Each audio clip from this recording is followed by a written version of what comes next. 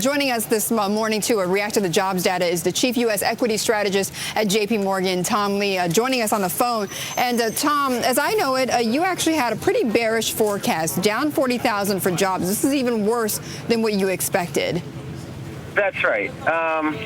That's right. But, I think the number that matters most to investors, and I think really to Fed as well, is the private payrolls number. And that number was positive 64. It was a little shy of what we would have expected, but given kind of where ADP came out, I think it's probably viewed with some relief, actually. I would counter Tom on that and say that right now what matters more in Washington is the unemployment rate and the revisions, just because the election's going to be all we're going to be talking about for the next month. I agree that private payrolls obviously are very important and give us a gauge of what's happening in the private sector, but it's a great point, Tom, that John is making, which is that it's the jobless rate that's important to the government. It might be private payrolls that you're watching, though. That might be what's the market pricing in.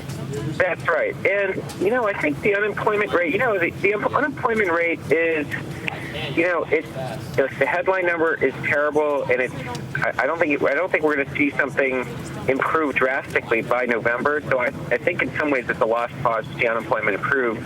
And as you know, I think one of the issues for the unemployment rate right now is the shrinking participation rate. So in reality, as we know, there are a lot of the average American's not thinking about that. They just see that number, and I guess that's my point, is that come election time, people just see what's there. They don't think of all the math that goes into it. Right, and exactly. And he just said, he thinks it potentially is a lost cause to voters. And then if you take that back to what's going to happen in the stock markets, then is that if it still feels bad, then Tom, people are still not going to participate in the markets then, and where do we go from here? Is it just slow and steady?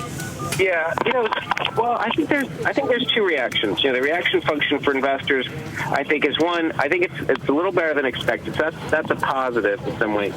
But I think it's really from the lens of a business. If you're a large corporation and you saw that private payrolls expanded at a time when you were thinking, even just 2 months ago we were going into stall speed or recession again, and we know that income tax withholdings are improving and consumer spending strengthening, I think it's a pretty encouraging sign for businesses to continue expanding. So I think this is sending a good signal for how you want businesses to react.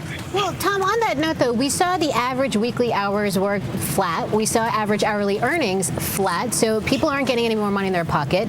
Businesses aren't hiring necessarily more people to expand, or they're not seeing it worth their time to expand the workday. What does that do for the consumer? Businesses are sending kind of a clear message with that number, aren't they? Yeah, it's a good question. But, believe it or not, September, I think, is going to be September. And, obviously it's a little early for October. I think September is going to prove to have been a pretty good month for consumer spending. And, it's our sense, because, we do a lot of checks with our analysts, with our internal analysis and our own proprietary channels.